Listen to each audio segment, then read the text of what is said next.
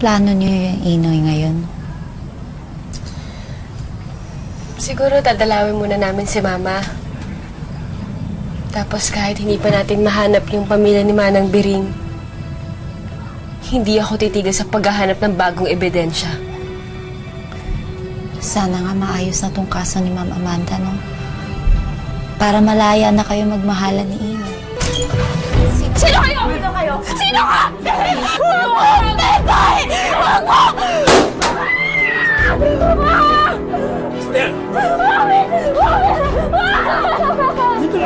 Inoy! Inoy! Ano ginawa niyo kay Inoy? Pepay? Pepay? Ayos ka lang? Sama ng panaginip ko. May nangyari daw sa atin.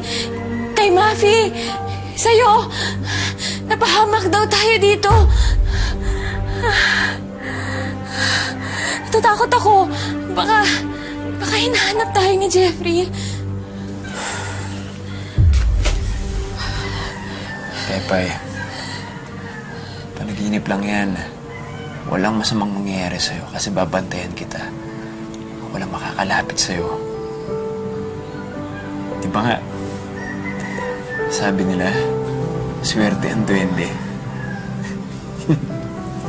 Kainis ka naman eh.